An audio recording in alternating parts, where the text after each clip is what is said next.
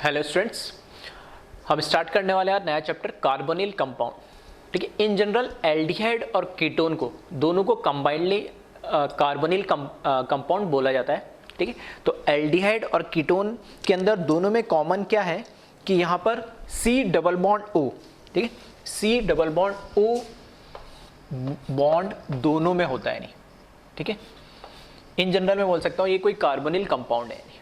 इस carbonyl compound में खास बात क्या है कि यहाँ पर C के ऊपर और ऑक्सीजन के ऊपर इस पे पार्शियल पॉजिटिव और पार्शियल नेगेटिव चार्ज की डेफिशिएंसी होती है कार्बन पे, और यहाँ चार्ज रिच होता है, यानी यहाँ पर इलेक्ट्रॉन डेफिशिएंसी, इलेक्ट्रॉन में बोल सकता हूँ इलेक्ट्रॉन रिच होता है, ये इलेक्ट्रॉन डेफिशिएंसी ज़्यादा होती है ड्यू टू इलेक्ट्रोनेगेटिविटी डिफरेंस, और यहाँ पर एक पोलराइज पाई बॉन्ड होता है। नहीं, अगर यहाँ पर इस C डबल बॉन्ड O के साथ में एक एल्काइल ग्रुप लगा दूं और एक H लगा दूं, ठीक है, अगर एक साइड एल्काइल ग्रुप हो और एक साइड H हो, तब तो मैं इसको क्या बोलूंगा, एल्डिहाइड बोलूंगा।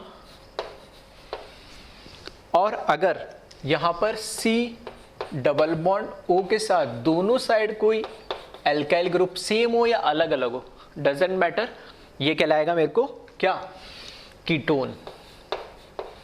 ठीक है, तो in general C double bond O के साथ जो कार्बन है दोनों R ग्रुप हो, एल्काइल ग्रुप हो, सेम हो या अलग अलग हो, तो इसको मैं बोलूंगा कीटोन, और एक R और एक H हो तो मैं इसको बोलूंगा एल्डिहाइड। तो डिफरेंस क्या है, यहाँ पर H आता है और इधर दोनों साइड R आता है, और दोनों में C डबल बॉन्ड O आता है।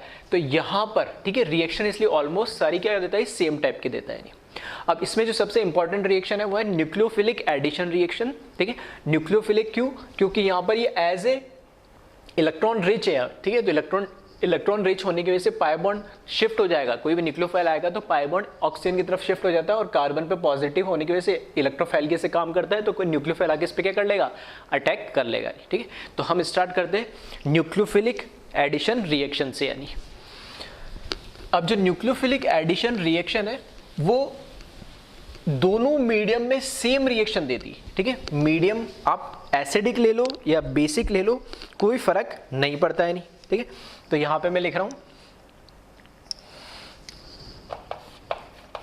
ठीक है, चलो पहले मैं लिख देता हूं न्यूक्लियोफिलिक एडिशन रिएक्शन। ठीक है, अगर न्यूक्लियोफिलिक एडिशन रिएक्शन की बात करें,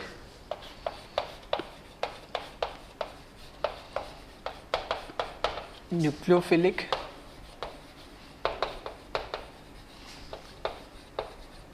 एडिशन रिएक्शन, दैट मीन्स इसमें कोई ना कोई न्यूक्लियोफाइल क्या होगा, ऐड होगा, और ये रिएक्शन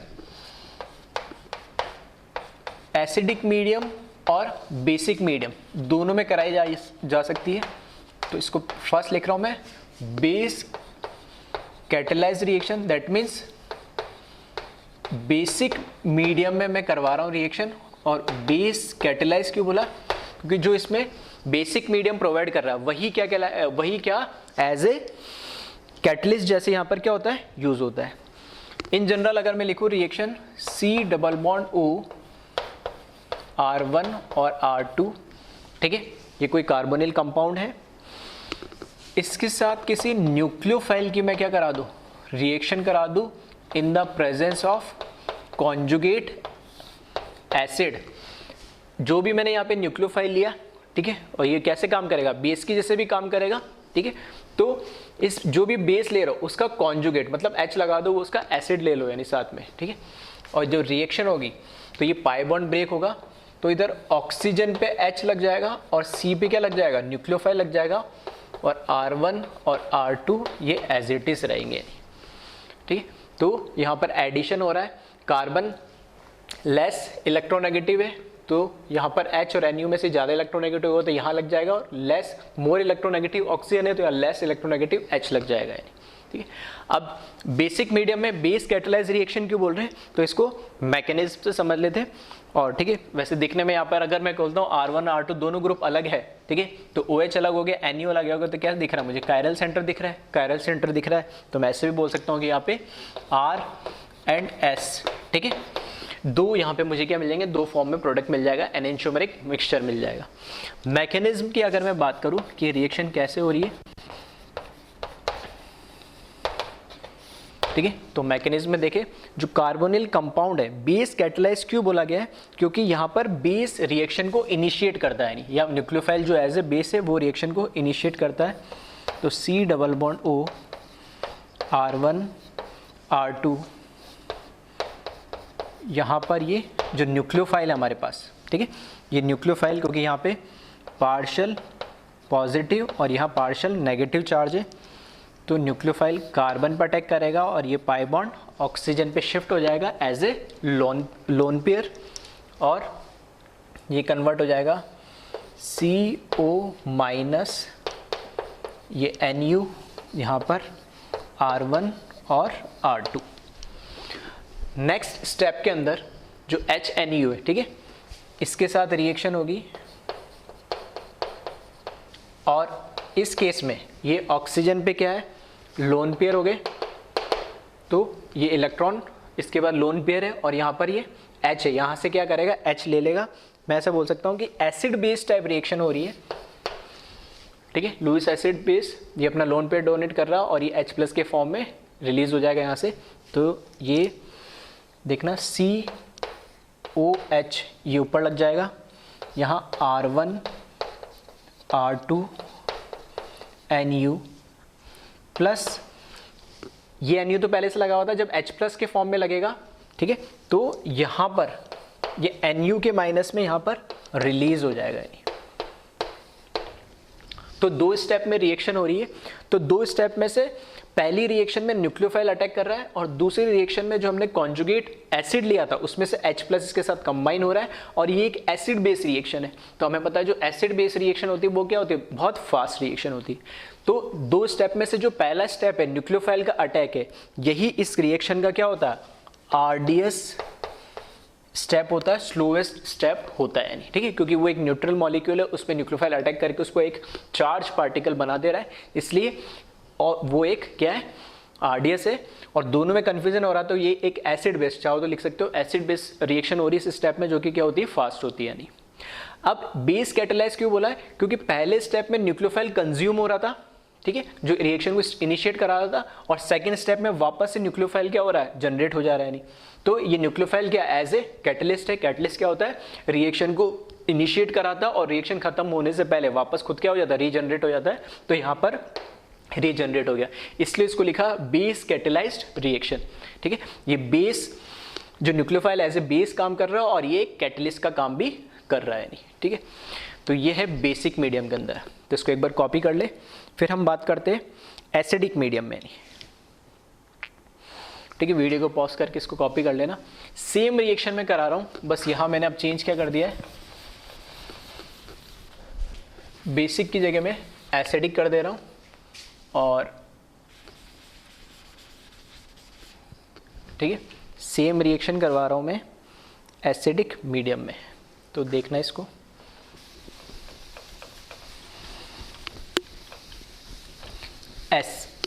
कार्बोनिल कंपाउंड में एसिडिक मीडियम में न्यूक्लियोफाइल की रिएक्शन कराओ या फिर बेसिक मीडियम में कराओ, ठीक है, प्रोडक्ट में कोई चेंज नहीं आएगा, प्रोडक्ट हमें दोनों ही केस में सेम मिलेगा। और मैं यह मैकेनिज्म से भी वो वही समझाना चाह रहा हूँ। अब एसिड है तो एसिडिक मीडियम क्या मतलब, क्या मैंने H+ ले लिया, तो यहाँ पे acid catalysed reaction that is acidic medium, same, ठीक है, बस यहाँ पर एसिडिक मीडियम हो गया। और रिएक्शन मैकेनिज्म को अगर हम देखें तो C double bond R1 R2 और यहाँ पर जो H+ है इसके साथ रिएक्शन होनी, वहाँ पर NU- था, न्यूक्लियोफाइल था जो एज ए बेस काम कर रहा था।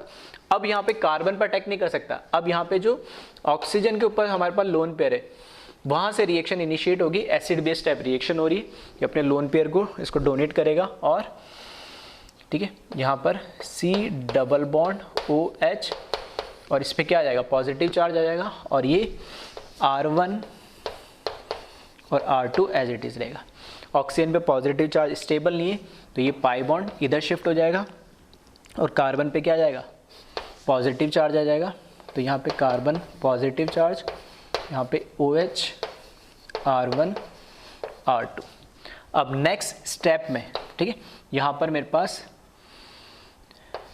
ये NuH जो है मेरे पास, ठीक है, वहाँ पर भी HNu था, ठीक है, यहाँ पे भी HNu। तो यहाँ पे अब जो न्यूक्लियोफाइल है जिसके पास लोन पेयर होगा या इलेक्ट्रॉन रिच होगा, वो क्या करेगा, इस इलेक्ट्रॉन डेफिशिएंट कार्बन पे क्या करेगा, अटैक करेगा ये, और यहाँ पर ये बॉन्ड बना लेगा इस तरीके से, COH R1 R2 NU ने बॉन्ड बनाया तो इस पर चार्ज आएगा प्लस, और यहाँ पर H। इस पॉजिटिव चार्ज को, क्योंकि न्यूक्लियोफाइल ने अपना लोन पेयर डोनेट करा होगा तो इस पर पॉजिटिव चार्ज आ गया, तो इस पॉजिटिव चार्ज को हटाने के लिए डीप्रोटोनेट हो जाएगा, और यहाँ से COH R1 R2 NU plus H plus, ठीक है। इस स्टेप में देखें, ठीक है, पहले से हम RDS की बात कर लेते हैं। पहला जो स्टेप है, ये लोन पेयर को डोनेट कर रहा है, इलेक्ट्रॉन डेफिशिएंट है, तो एसिड बेस रिएक्शन हो रही है, ठीक है। फिर ये तो इसका क्या बन गया, एक तरीके से ये इसका RAC बना है, ठीक है, इसने क्या करा, इसको शिफ्ट कर लिया, तो ये तो इसका एक RAC बन गया है। उसके बाद इस स्टेप में न्यूक्लियोफाइल का अटैक हुआ है, और इसके अगले स्टेप में वापस से तुम देखोगे तो ये डीप्रोटोनेशन हुआ है, ठीक है, H प्लस को इसने रिलीज कर दिया। तो इस केस में भी जो न्यूक्लियोफाइल का अटैक है, ठीक है, न्यूक्लियोफाइल का जो अटैक है यही RDS स्टेप है। तो एसिडिक मीडियम हो या बेसिक मीडियम हो, दोनों ही केस में, ठीक है, RDS स्टेप क्या, अटैक ऑफ न्यूक्लियोफाइल है। बेसिक मीडियम में बस इतना था कि पहला ही स्टेप था अटैक ऑफ न्यूक्लियोफाइल, यहाँ सेकेंड स्टेप है अटैक ऑफ न्यूक्लियोफाइल। वहाँ पे भी ये RDS स्टेप था, और एसिडिक बेसिक मीडियम में भी RDS स्टेप था अटैक ऑफ न्यूक्लियोफाइल, और यहाँ पे भी अटैक ऑफ न्यूक्लियोफाइल ही क्या है, RDS स्टेप है। एसिड कैटेलाइज क्यों बोला, पहले स्टेप में H प्लस कंज्यूम हो रहा है, और लास्ट स्टेप में देख सकते हो H प्लस वापस रिलीज हो जा रहा है, मतलब H प्लस की कंसंट्रेशन में कोई चेंज नहीं आएगा टाइम के साथ। सेम बेसिक मीडियम में भी ऐसा हो रहा था, NU माइनस जो न्यूक्लियोफाइल था या बेस था, उसकी भी कंसंट्रेशन में टाइम के साथ कोई चेंज नहीं आ रहा था, ठीक है। तो इसलिए इसको एसिड कैटेलाइज रिएक्शन बोला है, और दोनों केस में देखोगे प्रोडक्ट हमें क्या मिल रहा है, सेम ही मिल रहा है। नहीं, अगर कायरल सेंटर होगा तो 2 R and S मिल जाएंगे, ठीक है। तो ये दोनों तरीके से रिएक्शन करा सकते हो आप, एसिडिक मीडियम में भी और बेसिक मीडियम में भी, और दोनों से आपको क्या मिलेगा, सेम प्रोडक्ट आएगा। अब हम बात करते हैं इसमें एक इंपॉर्टेंट, पहली बात तो नोट के फॉर्म में जो मैं लिखाना जा रहा हूं कि RDS स्टेप दोनों में ही अटैक ऑफ न्यूक्लियोफाइल है, पहली चीज। दूसरा, रेट ऑफ रिएक्शन किस पे डिपेंड करेगी, तो रेट ऑफ रिएक्शन जो है RDS स्टेप में भी न्यूक्लियोफाइल का अटैक है, एसिडिक मीडियम में और बेसिक मीडियम में भी सेम है। तो इस कार्बन के ऊपर जितना पॉजिटिव चार्ज होगा, इस कार्बन के ऊपर जितना पॉजिटिव चार्ज होगा, उतनी रिएक्शन क्या होगी, फास्ट होगी। या मैं ऐसे भी बोल सकता हूँ, इसके साथ जो ये एल्काइल ग्रुप लगे हुए, ये एल्काइल ग्रुप जितना प्लस इफेक्ट यानी प्लस I या प्लस M जितना कम देंगे इसको, उतनी रेट ऑफ रिएक्शन फास्ट होगी। या ऐसे भी बोल सकता हूँ, rate of reaction is inversely proportional to steric hindrance, ठीक है, स्टेरिक क्राउडिंग। जितनी छोटे ग्रुप लगे होंगे, ये न्यूक्लियोफाइल इजीली यहाँ आके क्या कर सकता है, अटैक कर सकता है। क्यों, क्योंकि यहाँ पे ये sp2 कार्बन है, किस में कन्वर्ट हो जा रहा है, sp3 में कन्वर्ट हो जा रहा है। तो ये ग्रुप जितने छोटे लगे होंगे, ठीक है, उतने ही ईजी न्यूक्लियोफाइल का अटैक होगा, ठीक है। तो यहां पर मैं लिख दे रहा हूं, नोट के फॉर्म में लिख दे रहा हूं। पहला नोट, फर्स्ट क्या है, अटैक ऑफ, ठीक है, पूरा लिख लेना, nucleophile is RDS step in both acidic and basic medium. Second, rate of reaction, ठीक है, is proportional to positive charge density on double bonded carbon, और ठीक है, रेट ऑफ रिएक्शन शॉर्ट में लिख रहा हूं, inversely proportional to steric crowding. ठीक है, पीछे भी हम ये चीज़ें ऑलरेडी वैसे डिस्कस कर चुके हैं, फिर भी मैं एक बार बता दे रहा हूँ। ठीक है, तो ये ध्यान रखना, रेट कितना प्लस चार्ज उस पर हो रहा है, ठीक है, पॉजिटिव चार्ज डेंसिटी कितनी है, या फिर मैं बोलता हूँ स्टेरिक क्राउडिंग कितनी है। ठीक है, स्टेरिक क्राउडिंग किसकी वजह से, ये R1 R2, ठीक है, चाहो तो ऐसे भी लिख लेना, steric crowding of R1 and R2। ठीक है, इन दोनों की वजह से जितनी ज़्यादा स्टेरिक क्राउडिंग है उतनी रेट क्या होगी, कम होगी। ठीक है, तो इसको आप एक बार नोट कर ले। और इसी पे ठीक है, एक दो क्वेश्चंस मैं करा देता हूँ वैसे ही, तो क्वेश्चंस लिख लेना इसमें। Compare rate of reaction,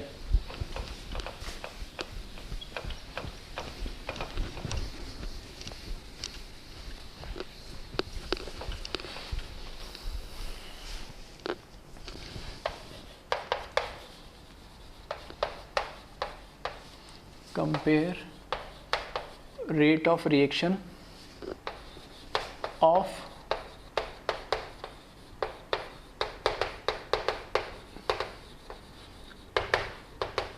nucleophilic addition.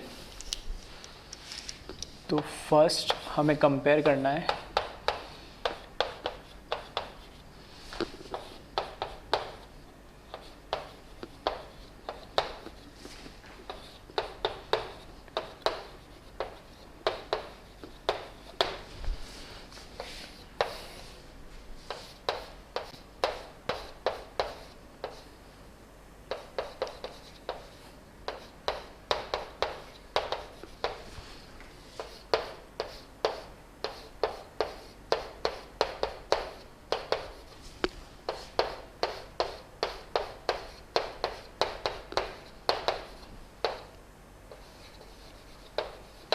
ठीक है, तो दो क्वेश्चन है छोटे छोटे, जिसमें आपको बताना है रेट ऑफ रिएक्शन किस में ज़्यादा होगी। तो कैसे भी समझ लो, rate of reaction positive charge density से अगर मैं बोलूँ तो यहाँ पर H की वजह से कोई इफेक्ट नहीं होता है, यहाँ पर ठीक है CH3 की वजह से क्या होगा, प्लस I इफेक्ट, यहाँ पे 2 CH3 तो 2 प्लस I इफेक्ट होगा, तो यहाँ पे पॉजिटिव चार्ज डेंसिटी क्या हो जाएगी, कम हो जाएगी। या मैं ऐसे बोल सकता हूँ स्टेरिक क्राउडिंग देख लो, तो या छोटे ग्रुप लगे जैसे लगे बड़े ग्रुप लगे, तो दोनों तरीके से देखोगे तो रेट ऑफ रिएक्शन ठीक है छोटे ग्रुप की सबसे ज़्यादा होगी, फिर बड़े ग्रुप जैसे बढ़ते आ रहे कम हो जाएगी। यहाँ देखेंगे तो इधर मेरे पास लगा है नीचे NO2 लगाता है माइनस M इफेक्ट, यहाँ बेंजीन के साथ कुछ नहीं लगा है, यहाँ OCH3 लगा है, ये लगाता है प्लस M इफेक्ट। तो जो इलेक्ट्रॉन डोनेट करेगा, ठीक है, इलेक्ट्रॉन जो डोनेट करेगा तो वो यहाँ पर जो पॉजिटिव मतलब इलेक्ट्रॉन की जो डेंसिटी आप बढ़ाएगा, जबकि क्या होनी चाहिए, कम होनी चाहिए। जबकि ये क्या करेगा, इलेक्ट्रॉन डेंसिटी को क्या करेगा, कम करेगा। तो जो इलेक्ट्रॉन डेंसिटी को कम करेगा तो पॉजिटिव जो चार्ज कार्बन पे डेवलप होगा वो क्या होगा, ज़्यादा होगा, तो रेट ऑफ रिएक्शन यहाँ पर ज़्यादा होगी। ठीक है, तो इसको एक बार नोट कर लिया।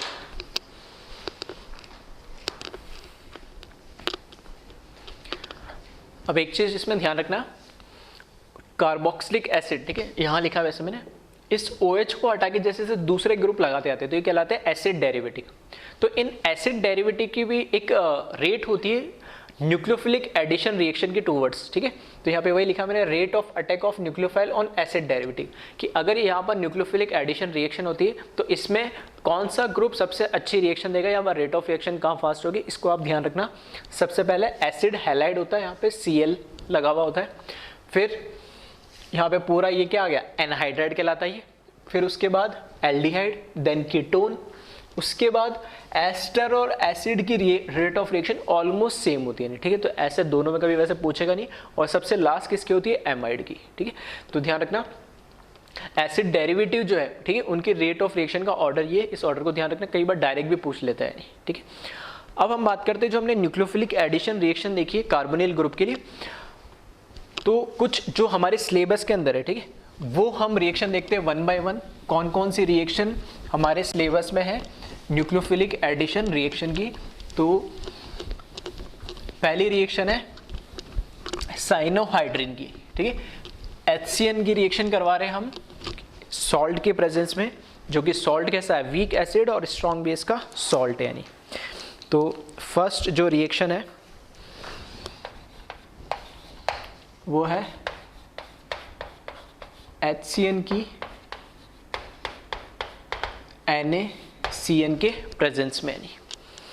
ठीक है, तो इस केस में होता क्या है कि यहाँ पर अगर हमें कोई कार्बोनिल कंपाउंड दे रखा है C double bond R1 R2 और रिएक्शन हमने करवा दी HCN और NaCN के प्रेजेंस में।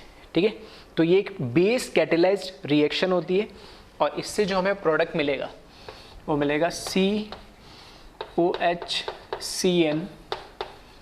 R1 R2 plus. ठीक है, दूसरा जो मैं प्रोडक्ट बना रहा हूँ वो इन जनरल मिल सकता है, ठीक है, और मिलना भी चाहिए वैसे, लेकिन ये बहुत लेस अमाउंट में मिलता है नहीं। ठीक है, तो हम इसको माइनर प्रोडक्ट भी बोल सकते हैं।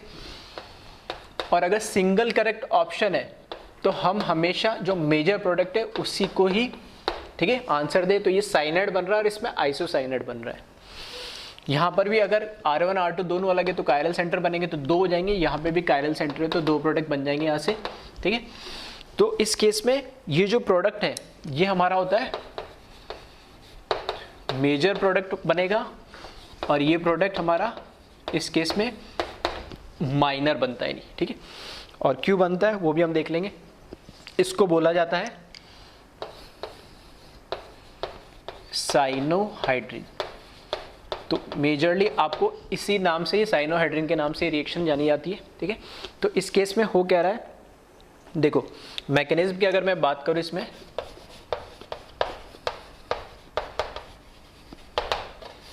तो मैकेनिज्म के अंदर मेरे पास यहाँ पे एक तो है वीक एसिड HCN। ठीक है, वीक एसिड HCN है प्लस एक सॉल्ट है NaCN का। तो जब इसकी रिएक्शन होगी तो मुझे मिलेगा, ठीक है, यहाँ से मुझे क्या मिलेगा, सॉरी यहाँ पर ठीक है नहीं, ठीक है, तो NaCN की रिएक्शन है ये। अच्छा, इसको आप ऐसे भी ले सकते हो। ठीक है, इस केस में क्या है, जैसे NaCN है, ठीक है, वो मैं क्या लिखना चाह रहा था उसको मैं अभी एक बार वापस एक्सप्लेन कर दूंगा। क्योंकि सॉल्ट है तो Na प्लस और किस में Cn माइनस में ब्रेक होगा नहीं। HCN क्योंकि एक वीक एसिड है तो इसका आयोनाइजेशन इतना ज़्यादा नहीं होगा, क्योंकि ये एक सॉल्ट है तो इसका आयोनाइजेशन ज़्यादा होगा, जिससे Na प्लस और Cn माइनस मिलेगा और Cn माइनस यहाँ पे क्या काम करेगा, एज ए न्यूक्लियोफाइल। हाँ, कई जगह ऐसा हो सकता है HCN NaCN की जगह कई बार HCN NaOH दे दे। ठीक है, अगर HCN NaOH अगर हमें दे रखा है, ठीक है, तो यहाँ पे मैं लिख देता हूँ, अगर ऐसा दे रखा हो तो ध्यान रखना ये रिएक्ट कर जाएगा कि HCN क्या एसिड है और अगर NaOH दे रखा है तो ये क्या है, एक बेस है। तो एसिड बेस रिएक्शन हो जाती है इनकी। एसिड बेस रिएक्शन होगी तो क्या बना लेगा, सॉल्ट बना लेगा NaCN प्लस H2 और NaCN सॉल्ट बनाते ही वापस से क्या मिल जाएगा, मुझे इस फॉर्म मिल जाएगा। तो कई बार ध्यान रखना HCN NaCN भी दे रखा होता है जिसमें ये तो वीक एसिड है तो आयोनाइज नहीं होगा, NaCN सॉल्ट है तो आयोनाइज्ड हो जाएगा, Cn माइनस या मुझे क्या मिलेगा, न्यूक्लियोफाइल। और अगर HCN NaOH दे रखा तो दोनों आपस में एसिड बेस रिएक्शन करेंगे और यहाँ से फिर से मुझे सॉल्ट मिलेगा और वापस से न्यूक्लियोफाइल क्या मिलेगा, Cn माइनस मिलेगा। ठीक है, तो ये चीज़ मैं बताना चाह रहा था। तो अल्टीमेटली इसमें न्यूक्लियोफाइल कौन मिलेगा, Cn माइनस। अब यहाँ पर जो हमारे पास कार्बोनिल ग्रुप है उस पर रिएक्शन होगी Cn माइनस की और बेस कैटेलाइज क्यों हुई, क्योंकि यहाँ पर क्या कर रहा है, न्यूक्लियोफाइल अटैक कर रहा है। तो ये न्यूक्लियोफाइल जब अटैक करेगा यहाँ पे तो पाई बॉन्ड लोन पेयर के फॉर्म में आ जाएगा और CO माइनस R1 R2 और यहाँ पर Cn। ठीक है, नेक्स्ट स्टेप में यहाँ पे जो HCN है HCN के साथ रिएक्शन होगी और इसका यहाँ पर क्या हो जाएगा, प्रोटोनेशन हो जाएगा। तो COH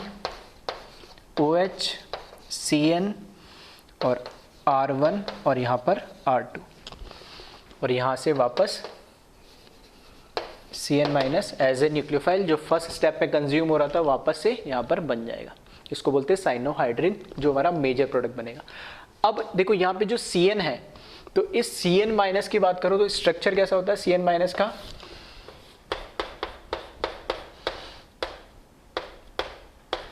इस पे होता है नेगेटिव चार्ज और इस पे होता है सिर्फ लोन पेयर।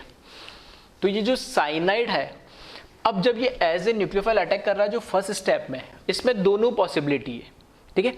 ये कार्बन पे जो लोन पेयर है इसको भी डोनेट कर सकता है और नाइट्रोजन पे लोन पेयर इसको भी डोनेट कर सकता है, नहीं। लेकिन अगर मैं बात करूं कि इसकी टेंडेंसी क्या होगी ज्यादा, कि कार्बन से डोनेट करना चाहेगा नाइट्रोजन से, तो कोऑर्डिनेशन केमिस्ट्री में हम इसको बोलते हैं एम्बीडेंटेड लिगेंड, ठीक है। तो पढ़ोगे 12th क्लास में ही कॉम्प्लेक्स कंपाउंड में। एम्बीडेंटेड लिगेंड वो लिगेंड होते हैं कि एक ही लिगेंड के अंदर more than 2 atoms as a donor atom काम करते हैं, यानी 2 या 2 से ज्यादा एटम अगर एक ही मॉलिक्यूल के अंदर, ठीक है, लोन पेयर डोनेट करके कोऑर्डिनेट बॉन्ड बनाए तो हम उसको बोलते हैं एम्बीडेंटेड, मतलब फ्लेक्सिबल टाइप होते हैं। यानी ये कार्बन के साथ भी, कार्बन के पास जो लोन पेयर इसको भी डोनेट करके बना सकता है कोऑर्डिनेट बॉन्ड, और नाइट्रोजन के पास लोन पेयर इसको भी डोनेट करके बना सकता है। लेकिन अब दोनों में अगर मैं कंपेयर कर लूं तो टेंडेंसी किसकी ज्यादा है? उसी एटम की टेंडेंसी ज्यादा होती है जिसकी इलेक्ट्रोनेगेटिविटी कम होती है। अगर EN वैल्यू की बात करूं तो कार्बन की कम है, नाइट्रोजन की ज्यादा है, तो लोन पेयर को इजीली कौन डोनेट करेगा? कार्बन। इसलिए जो साइनाइड है ये मुझे मिलता है मेजर प्रोडक्ट, और जो आइसोसाइनाइड है वो मिलता है मुझे माइनर प्रोडक्ट, ठीक है। इसलिए मैं कह रहा हूं अगर सिंगल करेक्ट है तो हमेशा हम साइनोहाइड्रिन को सेलेक्ट करेंगे मेजर प्रोडक्ट। हाँ, अगर मोर देन 1 करेक्ट आ जा रहा है, या फिर मैं ऐसे बोल रहा हूँ ऑप्शन में दोनों दे रखे, ठीक है, एक A B C और D दे रखा है, एक A दे रखा है, B ये दे रखा है, थर्ड ऑप्शन दे रखा है A और B बोथ, और D दे दिया नन ऑफ दी, तब मैं दोनों को सेलेक्ट करूंगा क्योंकि इसमें बनने की पॉसिबिलिटी दोनों की होती है, ठीक है। तो इसको एक बार आप कॉपी कर लें।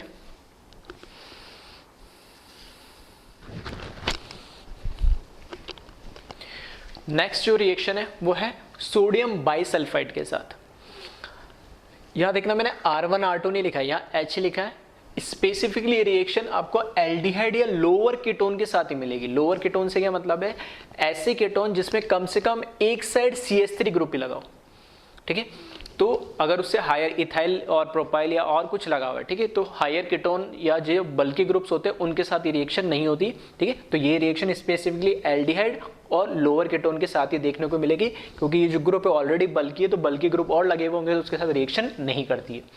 एल्डिहाइड से जब रिएक्शन कराओगे तो आपको ये इस फॉर्म में भी प्रोडक्ट मिल सकता है और फाइनली इस फॉर्म में मिल सकता है, ठीक है। इसको बोलते हैं सोडियम बाइसल्फाइड एडिशन प्रोडक्ट, ठीक है। तो कैसे ये बना है इसको देख लेते हैं एक बार, सिंपल सा मैकेनिज्म इसका। तो इसमें जो सोडियम बाइसल्फाइड है, सोडियम बाइसल्फाइड NaHSO3 है, ये आयोनाइज होता है Na+ और HSO3- में। जो एल्डिहाइड है हमारे पास RC≡H, इसकी रिएक्शन होती है बाइसल्फाइड का, ठीक है, HSO3, ठीक है। इसका स्ट्रक्चर होता है इस तरीके से। तो यहाँ पर ये कार्बन पर अटैक करेगा, पाई बॉन्ड यहाँ शिफ्ट हो जाएगा ऑक्सीजन पे और ये बना लेगा CO- RH O, ठीक है, S≡OH। ये प्रोडक्ट बना है ये वाला, तो इसको मैंने लिखा O क्योंकि O से अटैच्ड है, SO2H, ठीक है, और यहाँ पे O- है, तो ये जो आयन है, ठीक है, इसको न्यूट्रलाइज रखने के लिए यहाँ पे लिख सकता हूँ Na+। अब इस केस में क्या होता है, नेक्स्ट स्टेप में बस प्रोटोन एक्सचेंज हो रहा है। प्रोटोन एक्सचेंज कैसे? यहाँ पे जो OH बॉन्ड है तो ये ब्रेक होके H यहाँ से कहाँ, यहाँ शिफ्ट हो जा रहा है। नहीं, ऐसा क्यों? कि यहाँ पे अकेला सिर्फ O- है। अगर यहाँ पर H शिफ्ट होके इधर चला जाएगा और ये O- हो जाएगा, तो यहाँ पर क्या है, क्योंकि कॉन्जुगेशन है डबल सिंगल लोन पेयर, तो यहाँ पर ये O- ज़्यादा स्टेबल होगा। बस इस स्टेप में क्या होता है, इसलिए प्रोटोन एक्सचेंज होता है, और प्रोटोन एक्सचेंज होगा तो ये तो कन्वर्ट हो जाता है COH में, ये R, ये H, और यहाँ पर OSO2-, और यहाँ पर ये इसको न्यूट्रलाइज करने के लिए प्रोडक्ट बन जाता है, ठीक है। तो सिंपल सा एक स्टेप का इसका मैकेनिज्म था। तो अब इस रिएक्शन की इंपॉर्टेंस क्या है? पहली बात तो ये इसकी जो रेट ऑफ रिएक्शन होती है बहुत स्लो होती है, क्योंकि ये कैसा है, बल्कि ग्रुप है, ठीक है। तो फर्स्ट पॉइंट जो इसमें है आप ध्यान रखने का वाला, ठीक है, फर्स्ट तो लिख रहा हूँ, rate of reaction is very slow. Second ये, this reaction show only aldehyde and lower ketone. और लोअर कीटोन से क्या मतलब है, that is at least 1 methyl group.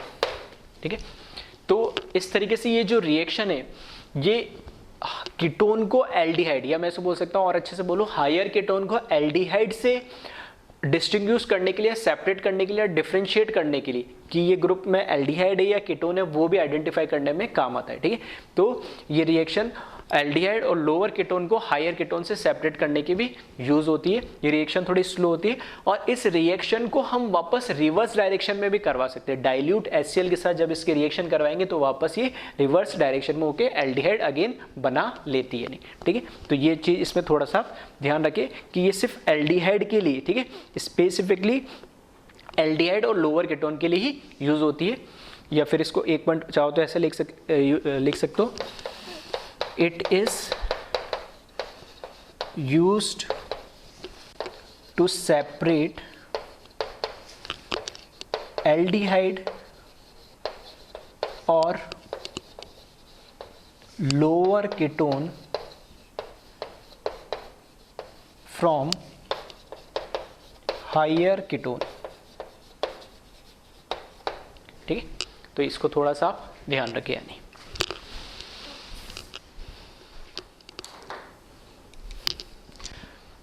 Next जो रिएक्शन है कार्बोनिल कंपाउंड की वो है वाटर के साथ H2O के साथ। ठीक है, तो थोड़ा सा ध्यान से सुनना, इंपॉर्टेंट है ये। अभी तक मैंने बोला कि ये चीज़ें मैं बोलता आया हूँ कि एक कार्बन पे दो OH ग्रुप स्टेबल नहीं होते तो वो क्या हो जाता है, H2O के फॉर्म में निकल जाते हैं। तो वही मैं समझा रहा हूँ ऐसा क्यों होता है।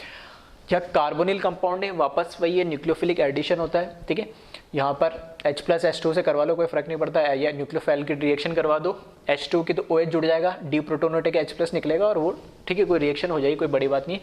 OH लग गया, OH लग गया। अब एक कार्बन पे 2 OH ग्रुप लग गए। तो पहली बात, ठीक है, 2-3 एक्सप्लेनेशन है कि ये इसको बोलते हैं क्या, जैम, मतलब एक ही कार्बन पे 2 ग्रुप और दोनों कौन से अल्कोहल है तो इसको बोलते हैं जैम डायोल। तो जो जैम डायोल होता है वो हाईली अनस्टेबल होता है। ये कैसा होता है, ये अनस्टेबल होता है। और अनस्टेबल क्यों है उसके 2-3 एक्सप्लेनेशन है। पहला सबसे अच्छा एक्सप्लेनेशन प्रैक्टिकली अगर मैं बात करूं, क्योंकि एक रिवर्सिबल रिएक्शन होती है और रिवर्सिबल रिएक्शन है तो इसका जो के इक्विलिब्रियम होता है रिएक्शन का वो लेस देन 1 होता है। नहीं तो हमें पता है जिस रिएक्शन का इक्विलिब्रियम लेस देन 1 होगा तो वो क्या होगा, रिएक्टेंट फेवरेबल रिएक्शन होगी, मतलब रिएक्शन का आएगी, रिएक्टेंट में ही रहना चाहिए, प्रोडक्ट में कन्वर्ट नहीं होना चाहिए। अगर के इक्विलिब्रियम की वैल्यू मोर देन 1 होती तब ये प्रोडक्ट में कन्वर्ट होना चाहिए। तो पहला तो सबसे, अगर एक्सपेरिमेंटली मैं बात करूं आयोनिक कंपाउंड की फॉर्म में या एक्सपेरिमेंटल बात करूं तो इसका जो के इक्विलिब्रियम है वो लेस देन 1 होता है।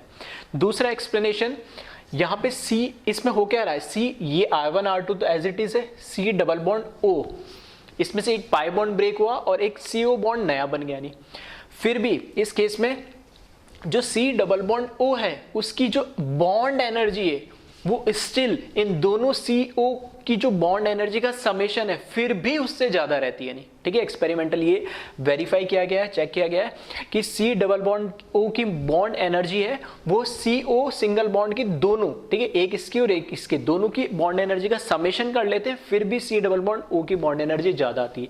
अब मुझे पता है अगर बॉन्ड एनर्जी ज्यादा है तो मतलब ये बॉन्ड बनते समय एनर्जी क्या हो रही होगी, वहां पर ज्यादा रिलीज हो रही होगी, यहाँ पर थोड़ी एनर्जी कम रिलीज हो रही होगी। जो एनर्जी ज्यादा रिलीज होती है वो कंपाउंड क्या होता है, ज्यादा स्टेबल होता है, इस वजह से ये इसमें एग्जिस्ट करता है। थर्ड रीजन ये है कि यहां पर, ठीक है, ऑक्सीजन से हाइड्रोजन अटैच्ड है जिसपे क्या चार्ज आएगा, पार्शियल पॉजिटिव, यहां ऑक्सीजन पे क्या होता है, पार्शियल नेगेटिव, तो इनके बीच में क्या हो जाता है, ये हाइड्रोजन बॉन्डिंग हो जाती है, हाइड्रोजन बॉन्डिंग की कंडीशन को फुलफिल कर रहे हैं। बट ये जो हाइड्रोजन बॉन्डिंग हो रही है, इस हाइड्रोजन बॉन्डिंग के अंदर यहां पर 1 2 3 4 मेंबर रिंग बन रही होती है और 4 मेंबर रिंग कैसे होती है, अनस्टेबल होती है। 5 या 6 होती तब ये इस फॉर्म में एग्जिस्ट करना चाहता, लेकिन 4 मेंबर रिंग की वजह से ये अनस्टेबल है। फिर हाइड्रोजन बॉन्डिंग होने की वजह से, क्योंकि ये क्या कर रहा है, पहले तो इस पर नेगेटिव था, लेकिन जैसे हाइड्रोजन बॉन्डिंग में क्या होता है, ये अपने लोन पेयर को क्या करता है, सामने वाले के साथ बॉन्ड बनाता है, तो लोन पेयर को डोनेट करेगा, तो इस पर क्या आएगा, चार्ज पार्शियल पॉजिटिव आएगा।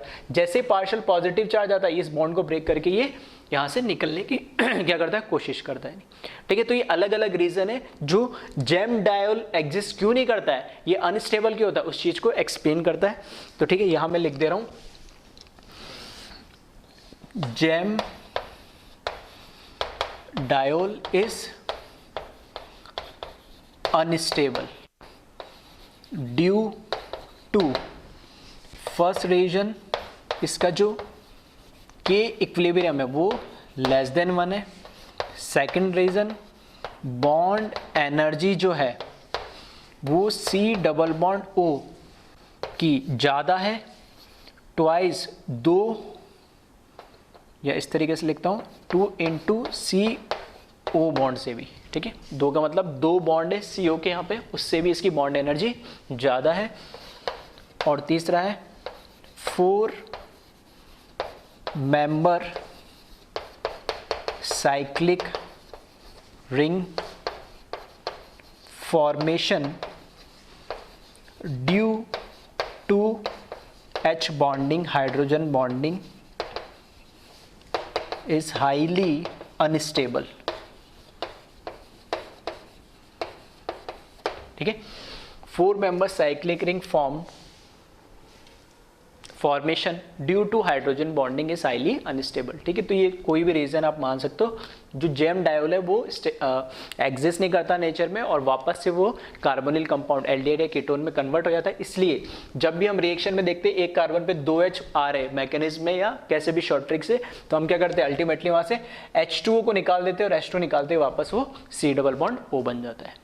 तो इसका मतलब कोई भी जेम डायोल एग्जिस्ट नहीं करता है क्या नेचर में, ऐसा बिल्कुल नहीं है। कुछ स्पेसिफिक एक्सक्लूसिव कंपाउंड एग्जिस्ट करते नेचर में, और उनके रीजन अलग अलग है यानी। ठीक है, तो एक बार इसको कॉपी कर ले, और वो स्पेसिफिक जो कंपाउंड्स है, ठीक है, जिसमें जेम डायोल एग्जिस्ट करते हैं, उसको मैं बता रहा हूँ, कुछ उनको आपको याद रखना है। ठीक है, वो एग्जाम में पूछे भी जाते हैं नहीं। तो पहले तो उसको एक बार आप कॉपी कर ले। ठीक है, तो अब कौन कौन से जो कंपाउंड है जो जेम डायोल की फॉर्म में एग्जिस्ट करते हैं, उस पर 1 बाय 1 हम देखेंगे उनको एग्जांपल्स को, और रीज़न क्या उसको भी हम साथ के साथ समझेंगे कि इनके एग्जिस्ट करने का रीज़न क्या है।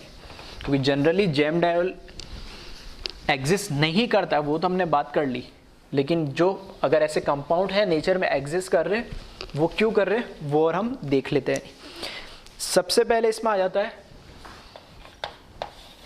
फॉर्मल्डिहाइड। ठीक है, अगर मेरे पास C डबल बॉन्ड O, यह फॉर्मल्डिहाइड कहलाता है, इसकी रिएक्शन में H2 के साथ कराता हूँ, तो यहाँ पर COH COH H और H, ये कंपाउंड एग्जिस्ट करता है जेम डायोल फॉर्मल्डिहाइड का। क्यों करता है, क्योंकि इसकी जो K इक्विलिब्रियम की वैल्यू है वो ग्रेटर देन 10⁻³ मिलती है। आ रही बात समझ में? तो एक्सपेरिमेंटल देखा गया है कि इसकी जो K इक्विलिब्रियम की वैल्यू है, ठीक है, और स्पेसिफिकली अगर सही लिखना चाहे तो इसको हम ग्रेटर देन की जगह इसको ऑलमोस्ट, ठीक है, इक्विवेलेंट टू 10⁻³ कर देता हूँ मैं। ठीक है, तो 10⁻³ मतलब 1000, जो कि बहुत बड़ी वैल्यू होती है। इसलिए ये जो इसका जेम डायोल फॉर्म है फॉर्मल्डिहाइड का, वो एग्जिस्ट करता नेचर में, और ये स्टेबल होता है और मिलता भी है। इसी तरीके से acetaldehyde, C double bond CH3CH, ठीक है, एक H हटा के, ये भी एक एल्डिहाइड है। इसका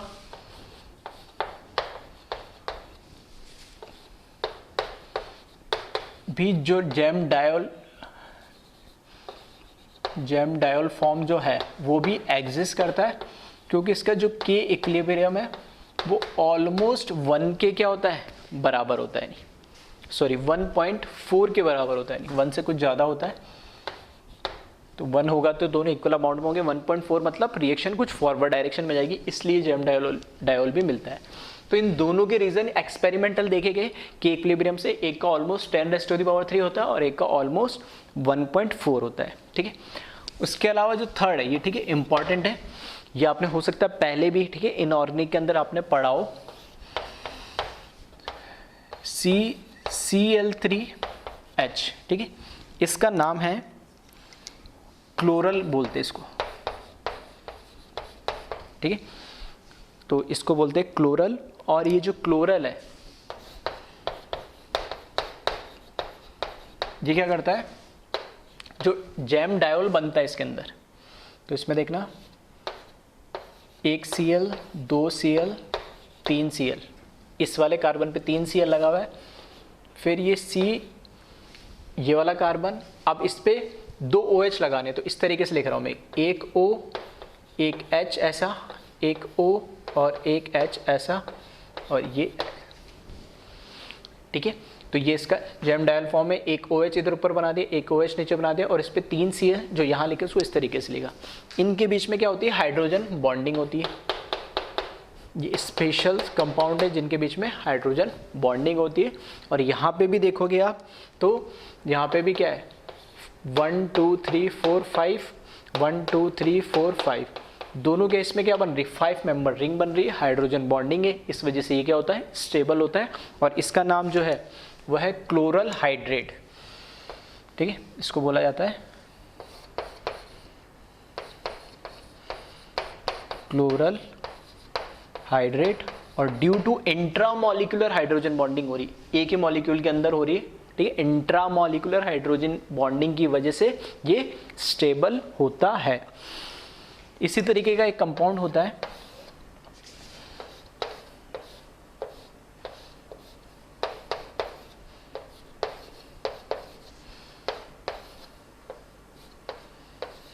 ठीक है, इसका जब हाइड्रेशन कराते हैं, इसका वाटर के साथ रिएक्शन कराते हैं, और इसका जो जैम डायोल फॉर्म होता है, ठीक है, वो भी एग्जिस्ट करता है।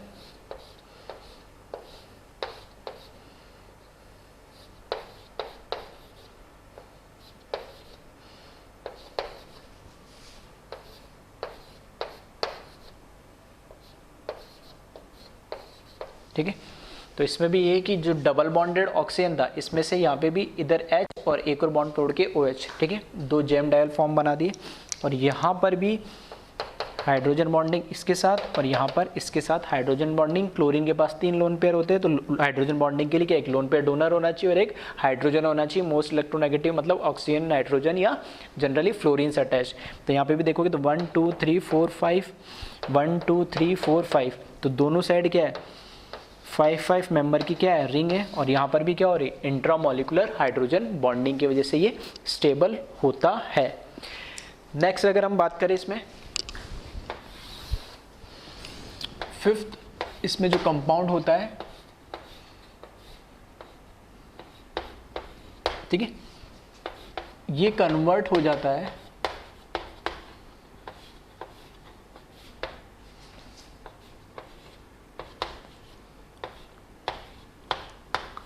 इस फॉर्म में, डायल फॉर्म में। तो इसका रीजन क्या है स्टेबल होने का, इसका रीजन स्टेबल होने का है एंगल स्ट्रेन। यहां पे जो कार्बन है, ये कार्बन है क्या, sp2, डबल बॉन्डेड है, 1 2 3 ही सिग्मा बॉन्ड है, लोन पेयर तो है नहीं।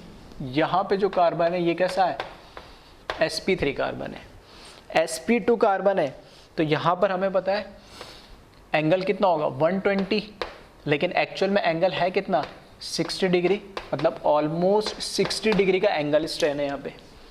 यहाँ पर कितना है, sp3 है, तो चलो रफली मैंने मान लिया जैसे 109 डिग्री का होगा ये, लेकिन है कितना यहाँ पे, इधर अंदर एंगल कितना होगा, 60 का ही होगा, ठीक है, ट्राइंगल ही है।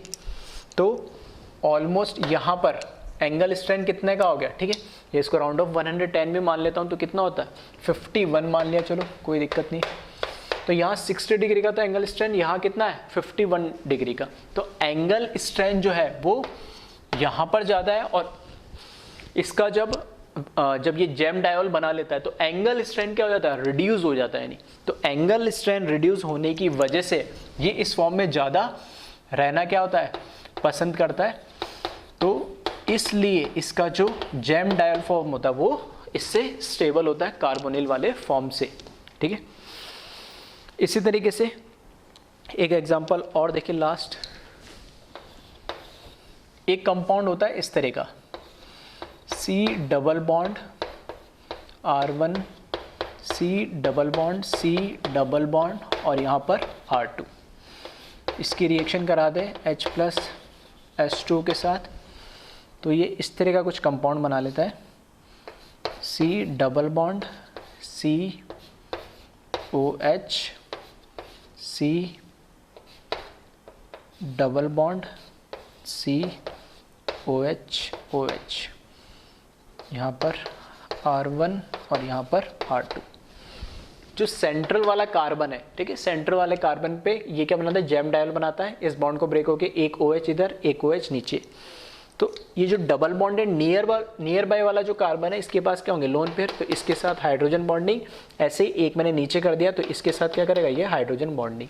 वापस से देखोगे तो 5 मेंबर रिंग यहाँ बन रही है और 5 मेंबर रिंग यहाँ बन रही है, इंट्रामोलिकुलर हाइड्रोजन बॉन्डिंग हो रही है। इस वजह से ये क्या स्टेबल हो जाता है। और ऐसे कंपाउंड में जिसपे 3 C डबल बॉन्ड O, ठीक है, एक साथ होते हैं, इस कंपाउंड को बोला जाता है निन हाइड्रिन, ठीक है।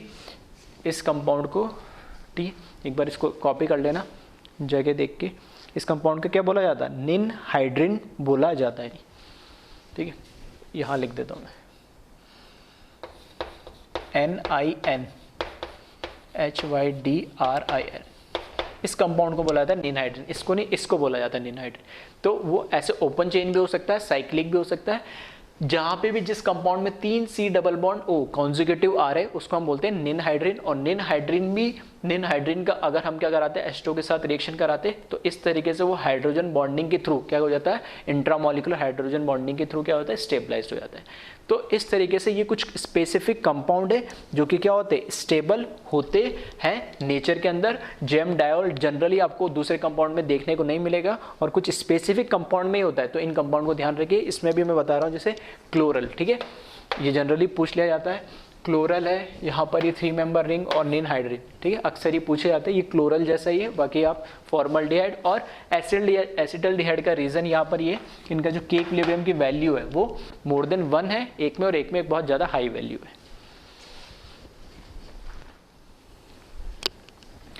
नेक्स्ट रिएक्शन है कार्बोनिल कंपाउंड की एल्कोहल के साथ, ठीक है। कार्बोनिल कंपाउंड में पहले मैंने लिया यहाँ पे एल्डिहाइड। एल्डिहाइड की रिएक्शन एसिडिक मीडियम में जब अल्कोहल से कराओगे तो ये कंपाउंड मिलता है और इसका नाम है हेमी एसिटल। हेमी एसिटल हमने पढ़ा था ऑक्सीडेशन टॉपिक में, जहां पर हमने जो टेस्ट होते हैं, टॉलरेंस टेस्ट, फेलिंग टेस्ट, ठीक है, बेनेडिक्ट टेस्ट, ठीक है, उस सब में मैंने बताया था कि एल्डिहाइड के साथ साथ हेमी एसिटल भी क्या करता है, ये टेस्ट देता है, कीटोन नहीं देता है, क्योंकि हेमी एसिटल और एल्डिहाइड आपस में क्या हो जाता है, एक दूसरे में कन्वर्ट हो जाता है, टॉटोमराइज हो गए। तो ये हेमी एसिटल कैसे बन रहा है उसको भी देखेंगे। ये हेमी एसिटल है।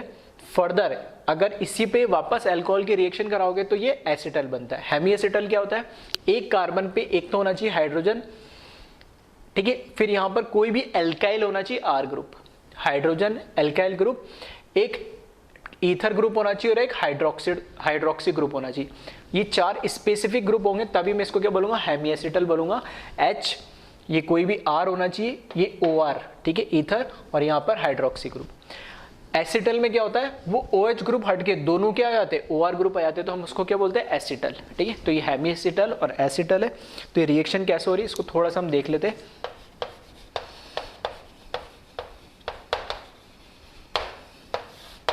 तो यहां पर जो हमारे पास एल्डिहाइड है,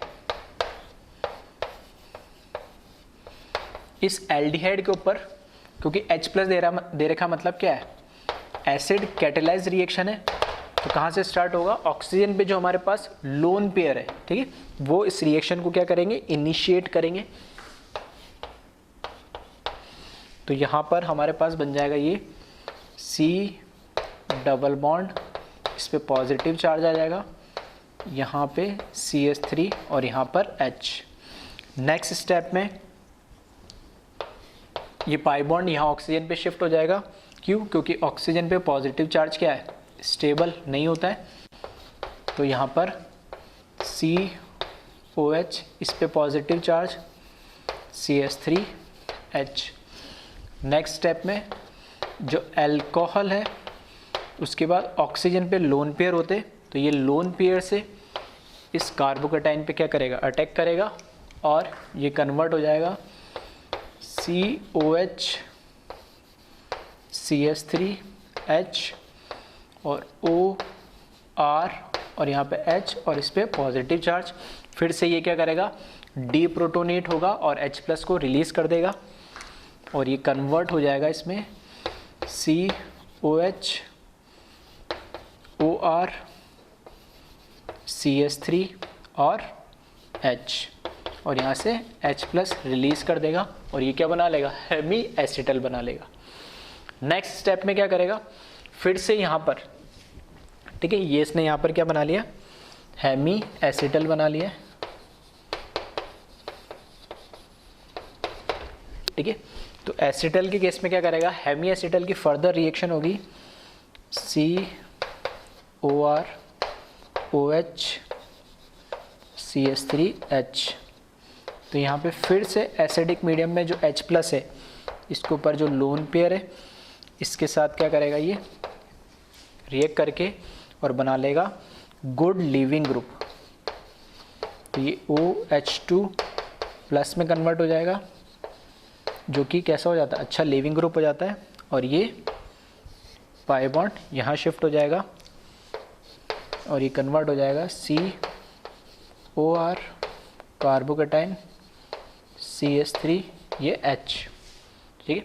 फिर से अगेन जो अल्कोहल है उसके बाद ऑक्सीजन पे लोन पेयर है, जिस पे अटैक करेगा और डीप्रोटोनेट होके और एसिटल बना लेगा ये OR, ठीक है। और यहाँ पे ऑक्सीजन पे H और पॉजिटिव चार्ज CH3 और H और नेक्स्ट स्टेप में ये डीप्रोटोनेट हो जाएगा और कन्वर्ट हो जाएगा COR, यहाँ पे भी OR CH3H और यहाँ पर H+ में और ये लास्ट में क्या बना लिया इसने, एसिटल बना लिया, ठीक है। तो इसको एक बार कॉपी कर ले मैकेनिज्म को। इसी में अगर अभी मैंने जैसे लिया एल्डिहाइड, अब एल्डिहाइड की जगह अगर मैं क्या ले लूँ, कीटोन ले लूँ, ठीक है, तो सेम मैकेनिज्म ऐसा ही होगा, बस नाम बदल जाएगा कि जहाँ H लगा हुआ था C डबल बॉन्ड, यहाँ पे R1 और R2 दो ग्रुप लगे थे, तो ये बना लेगा COH OR R1 और R2। फर्दर रिएक्शन कराओगे तो इस पे भी OR R1 और R2, ये है यहाँ पे, इसको हम बोलेंगे कीटोन, ठीक है। कीटोन की रिएक्शन जब अल्कोहल से कराओगे तो ये बनेगा, जैसे वह हेमी एसिटल बनता है वैसे यहाँ पे हेमी कीटल्स, कीटोन से क्या बनेगा, कीटल, KETAL, ठीक है, हेमी कीटल। और जैसे वहाँ एसिटल बनता है तो ये बन जाएगा कीटल। मैकेनिज्म सेम ही होगा, ठीक है। चाहो तो आप खुद से लिख लेना, अगर आपको लिखने की इच्छा हो तो सेम मैकेनिज्म फॉलो करा लेना। जहाँ जहाँ H आ रहा है वहाँ क्या जाएगा, यहाँ पे R1 R2 लिख देना, इधर R1 और इधर R2, ठीक है। तो इसको भी आप कॉपी कर ले। इसी तरीके की रिएक्शन, ठीक है, ये नॉर्मल अल्कोहल है। अगर मैं बोलूँ डायोल, ठीक है, एक रिएक्शन और होती है डायोल की, वो भी इंपॉर्टेंट होती है, तो इसको नोट कर ले आप, फिर मैं बात करता हूँ डायोल। डायोल की जो रिएक्शन होती है सेम इसी तरीके के मैकेनिज्म से होगी जैसे अभी हम देख रहे थे, ठीक। चलो इसी में अगर मैं क्या करूँ, इसको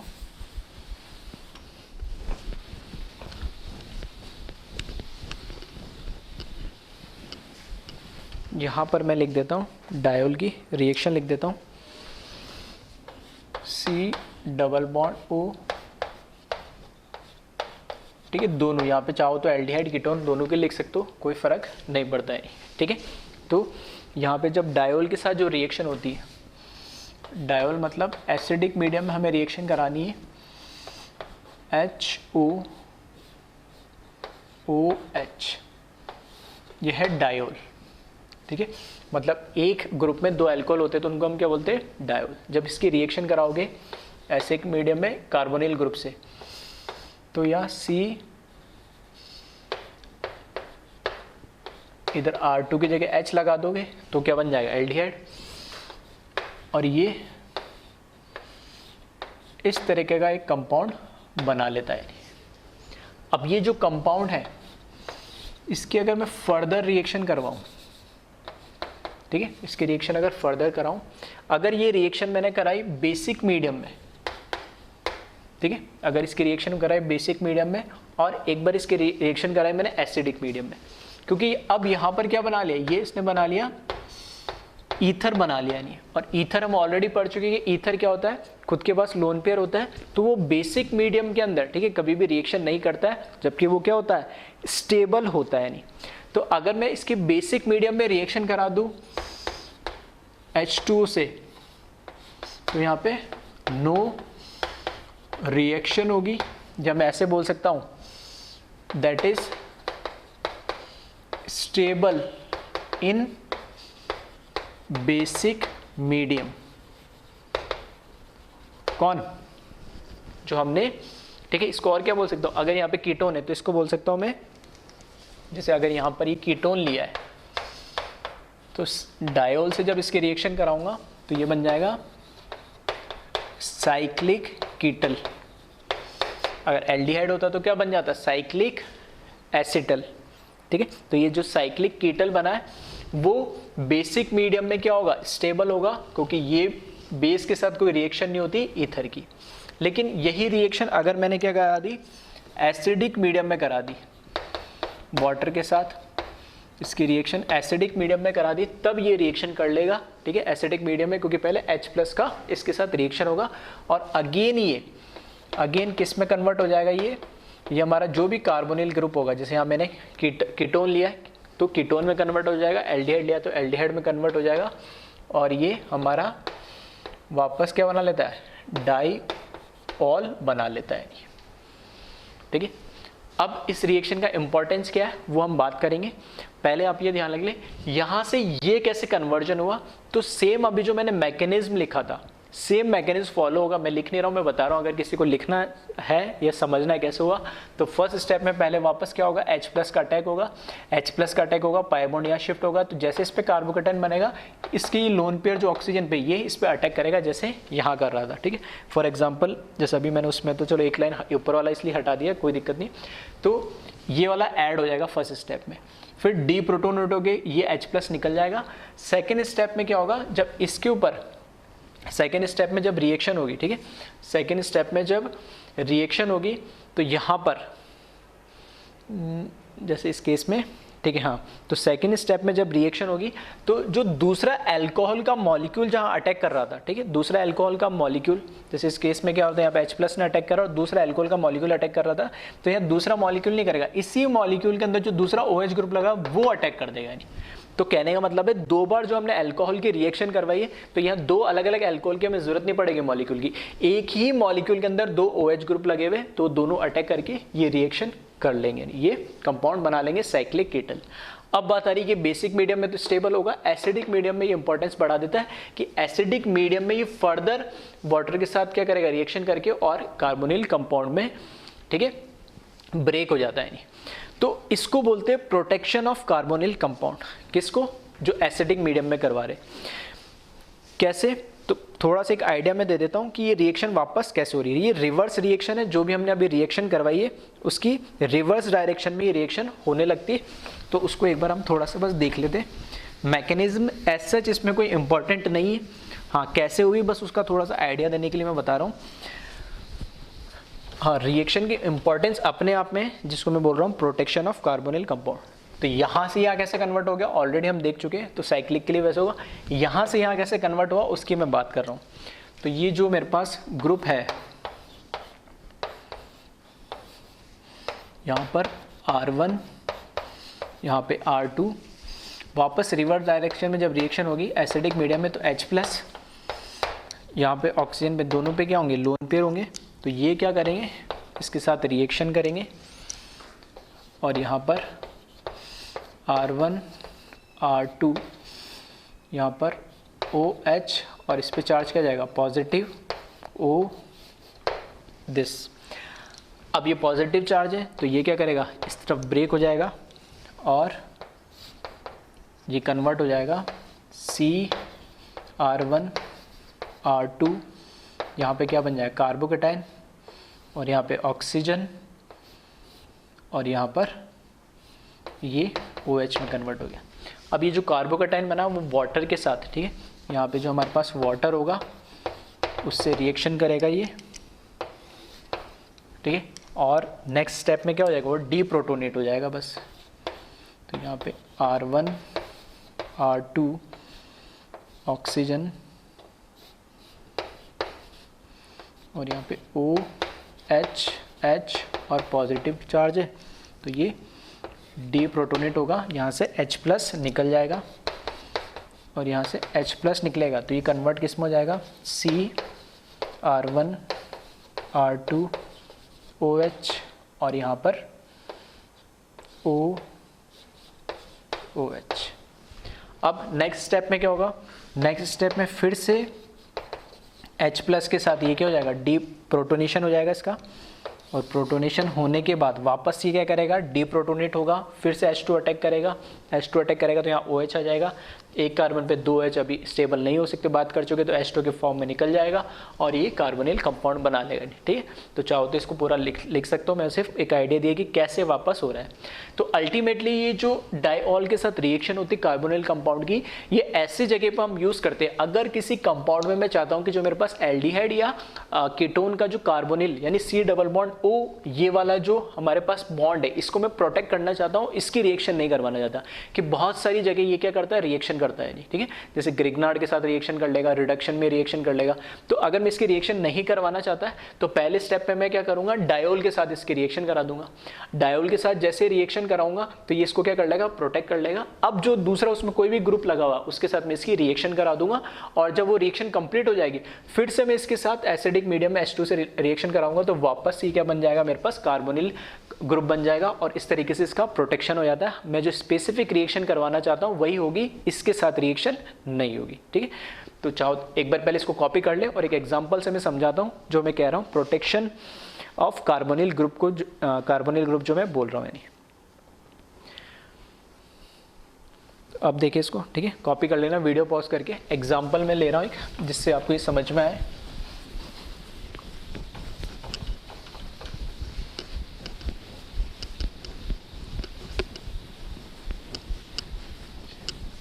तो साइक्लिक की केस में मैकेनिज्म सेम रहेगा और दूसरा मैकेनिज्म मैंने, ठीक है, समझा दिया है, पूरा चाहो तो लिख लेना इसको किस तरीके से होगा।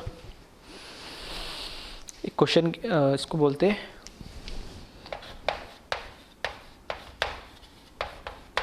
Protection of carbonyl group.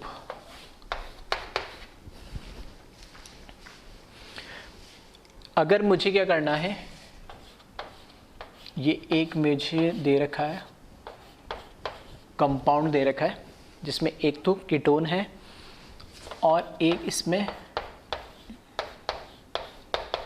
Ester दे रखा है और इसको मुझे कन्वर्ट करना है और कन्वर्ट कर रहा हूँ तो मैं चाह रहा हूँ कि जो इसमें कीटोनिक ग्रुप है ये एज इट इज़ रहे और ये किस में, अल्कोहल में कन्वर्ट हो जाए। तो कैसे मैं इसका कन्वर्जन करूं, ठीक है। तो अब देखना इसकी जो रिएक्शन है मैं क्या कर रहा हूं, फर्स्ट स्टेप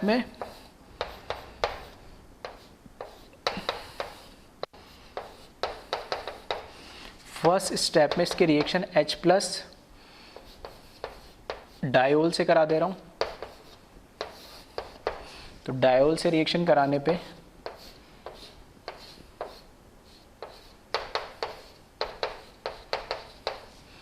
यहाँ पर O, यहाँ पर O, इस तरीके से यहाँ पर डायोल के साथ रिएक्शन करने पे ग्रुप कन्वर्ट हो जाएगा। और इसको कन्वर्ट करने के अलग अलग तरीके फिर भी ठीक है। अगर मैं सिंपल से लिथियम एल्यूमिनियम हाइड्राइड, ठीक है, अगर इसका रिडक्शन कर दूं, तो अगर मैं डायरेक्ट इसका रिडक्शन करता तो ये कीटोन को भी रिड्यूस कर देता और इस एस्टर ग्रुप को भी क्या कर देता, सॉरी, ठीक है, हाँ ठीक है, एस्टरियन, हाँ एस्टर ग्रुप को भी क्या कर देता, रिड्यूस कर देता, दोनों को क्या कर देता, रिड्यूस। अब यहाँ से जब रिएक्शन कराऊंगा तो अब यहाँ रिएक्शन नहीं हो सकती, अब इसको रिड्यूस नहीं कर सकता, तो ये क्या होगा, एक तरीके से प्रोटेक्ट हो गया। और इसको जब आप रिड्यूस करोगे तो ये कन्वर्ट हो जाएगा CS2OH में। ये ऑलरेडी हम डिटेल में पढ़ चुके रिडक्शन टॉपिक के अंदर, लिथियम एल्यूमिनियम हाइड्राइड के रिडक्शन, जब इसका रिडक्शन करेंगे तो ये अल्कोहल में कन्वर्ट हो जाएगा। और जब ये एक बार कन्वर्ट हो गया, अब मैं इसकी रिएक्शन करवा दूंगा H+H2O के साथ, तो ये वापस से जो मेरा कार्बोनिल ग्रुप है वो हो जाएगा रीजनरेट, और इस तरीके से इसका प्रोटेक्शन हो जाता है, और यहाँ से ये डायोल भी मिल जाएगा। तो इस तरह के क्वेश्चंस बहुत सारे आपको, ठीक है, इन जनरल मिल जाएंगे। अब इसमें कई तरह के क्वेश्चन बन सकते हैं। अब वो बोल देगा, इस तरीके से दे देगा कि ये उसने रिएक्टेंट दे दिया, प्रोडक्ट दे दिया, अब बीच में जो उसने सीक्वेंस देगा वो दे देगा फर्स्ट सेकंड थर्ड किससे रिएक्शन कराए, तो पहले मेरे को इससे रिएक्शन कराना पड़ेगी, फर्स्ट सेकंड इससे, थर्ड इससे, यानी, या वो इस तरीके से सीक्वेंस दे देगा, रिएक्टेंट दे देगा, 3 रिएजेंट दे देगा और फिर पूछ लेगा प्रोडक्ट क्या बनेगा। उल्टा भी दे सकता है, प्रोडक्ट दे देगा, 3 रिएजेंट दे देगा और प्रोडक्ट दे दिया, 3 रिएजेंट दे देगा और ऑप्शन में पूछ लेगा रिएक्टेंट क्या होगा। तो किसी भी तरीके से वो पूछ सकता है। तो उसके लिए आपको, ठीक है, ओवरऑल जो हमने पीछे ऑक्सीडेशन, रिडक्शन या जो भी रिएक्शन है, न्यूक्लियोफिलिक एडिशन रिएक्शन, जितनी भी रिएक्शन है वो सारी आपको क्लियर होगी, तभी आप इस क्वेश्चन को अटेम्प्ट कर पाओगे, ठीक है। तो इस तरीके से प्रोटेक्शन ऑफ कार्बोनिल ग्रुप का जो डायोल की जो इंपॉर्टेंस है वो यहाँ पर बढ़ जाती है। तो इसको एक बार कॉपी कर लें।